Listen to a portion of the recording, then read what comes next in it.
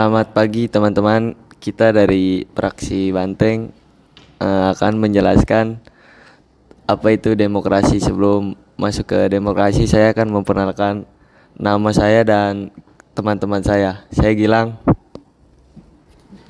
Dan saya Reja. Saya Irul. Saya Hans. Apa yang dimaksud dengan demokrasi?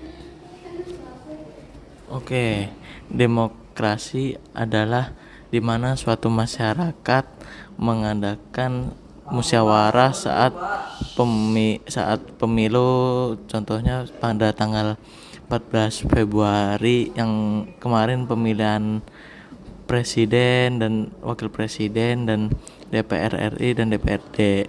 Dan kalau untuk di sekolah itu ada pemilihan ketua OSIS dan wakil ketua OSIS, dan juga ada kayak seperti di kelas itu contohnya saat pemilihan ketua kelas. Oke. Bagaimana cara menyuarakan demokrasi di lingkungan sekolah?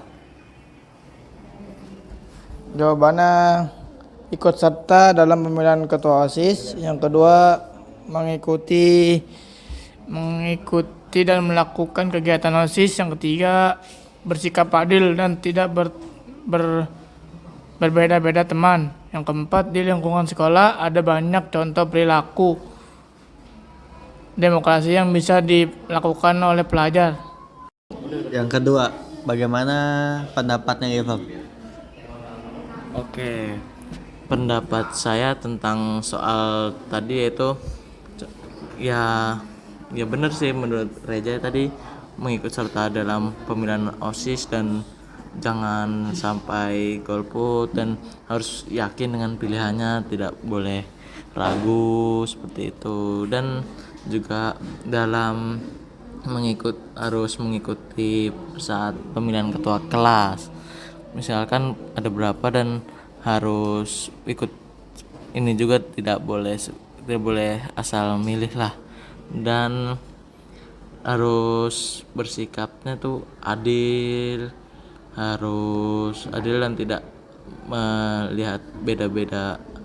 Misalkan dia bukan orang ini, contohnya bukan orang Indonesia gitu, harus dari luar gitu, harus adil juga, tidak boleh membeda-bedakan agama, ras, dan sukunya. Seperti itu menurut pendapat saya. Kondisi apa yang mendorong tentang demokrasi? Saya akan menjawab dari pertanyaan Gilang. Kondisi apa yang mendorong demokrasi lebih cepat? Jawabannya tingginya kesejahteraan ekonomi, terus adanya pluralisme sosial, adanya ekonomi yang berorientasi pasar yang melahirkan pemisahan kekuasaan dan mengontrol kekuasaan negara. Pendapat dari Irul. Oke, kalau pendapat saya sih hampir sama dengan sebelah saya si Reja ya. Itu kondisi apa yang mendorong demokrasi lebih cepat, yaitu seperti tingginya kesejahteraan ekonomi di Indonesia itu harus tinggi, jangan rendah. Terus itu adanya tadi kata Reja pluralisme ya, pluralisme sosial. Itu kayak pluralisme itu harus tidak boleh membeda-bedakan tuh, dan harus adil, tidak boleh curang. Terus itu ekonomi tuh berpotensi dalam demokrasi itu penting, karena itu yang apabila pastinya pada saat pemilu itu pasti harga-harga bahan pangan di pasaran meningkat, dan apabila sudah tidak ada pemilu itu akan menurun. Seharusnya itu jangan dinaikkan saat pemilu, itu dapat merugikan warga Indonesia. Itu menurut saya. Dan jangan ingin mengambil kekuasaan di negara Indonesia. Bagaimana 14 Februari kemarin udah pada nyoblos semua belum? Kalau saya sendiri udah. Ya sama, saya juga udah. Kalau saya sih jujur saja belum ya, karena belum berumur 17 tahun. Dan bagaimana saya sebagai yang belum menyoblos, bagaimana ingin menanyakan kepada Anda, apakah pertama kali menyoblos bagaimana kesannya? Gak tahu kesana soalnya nggak pernah nyoblos. Berarti baru kemarin nyoblos. Makanya nggak ada kesana ya. Kemarin juga nggak nyoblos. Oh, kirain saya nyoblos. Kalau kesan saya sih tentang pemilu kemarin ya, baru pertama kali juga, agak bingung, terus senang dengan pilihan saya sendiri. Oke, itu aja sih. Ya, kalau yang lebihnya mah nggak ada. Kalau kesan kemarin saya nyoblos, emang agak bingung sih. Soalnya kan kertasnya panjang tuh. Jadi ribet mau nyoblos yang mana. Tapi saya saya udah ada pikiran mau nyoblos yang mana. Dan presiden juga saya nyoblos yang baik lah bagi negara. Oke, berarti kemarin kesannya pertama kali sangat bingung ya, katanya kertas-kertasnya lebar sekali ya. Dan pertama kali juga nyoblos. Oke. Kemarin di daerah kan saya berdua dengan Hans ini kan belum bisa nyoblos karena masih berumur 16 tahun dan tidak boleh menyoblos. Dan untuk Gilang dan Reja, bagaimana di daerah kalian, apakah saat pemilu ada yang golput atau ada yang tidak menyoblos atau ada yang melebihi hitungan suara dari kertas-kertasnya? Kalau untuk itu sih nggak ada ya, karena itu kan masalah pemilu kemarin di tempat saya, alhamdulillah nggak ada, semuanya baik, berjalan dengan lancar. Kalau di daerah saya sih golput ada. Terus yang nyoblos ngasal juga ada. Terus presiden juga asal nyoblos, tiga-tiganya dicoblos.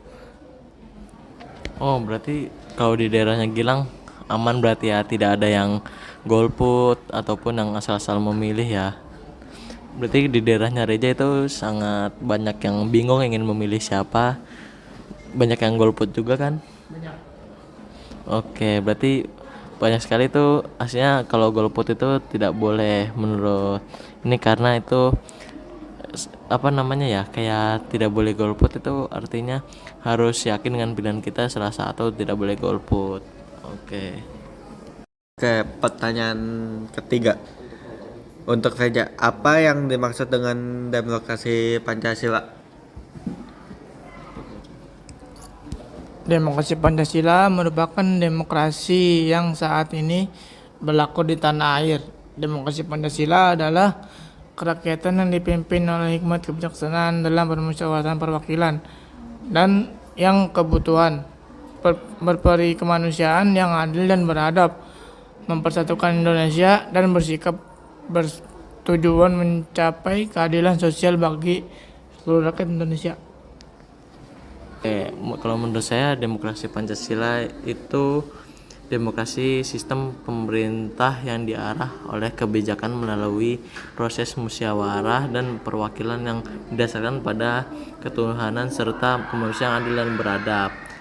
Penerapan demokrasi Pancasila dalam kehidupan sehari-hari dapat dilakukan sebagai upaya agar tidak terjadi perpecahan yang dapat merugikan negara. Pancasila itu sebagai ideologi bangsa memiliki nilai-nilai yang dapat dikualisasikan dalam kehidupan sekitar.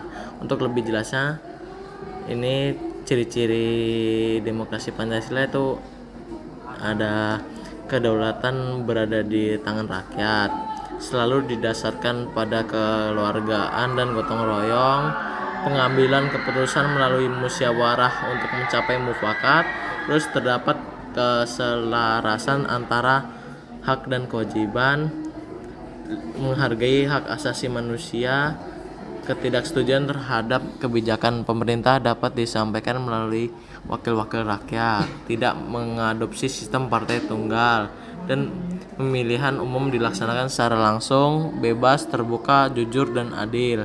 Tidak ada dikotomi mayoritas dan minoritas yang menindas.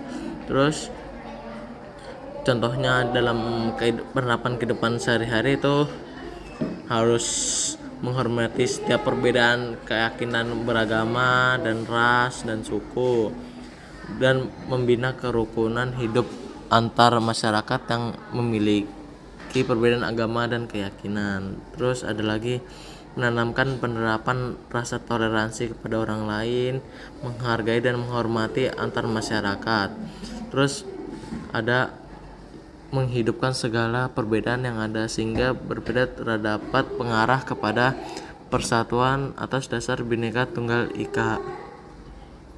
Kerakyatan.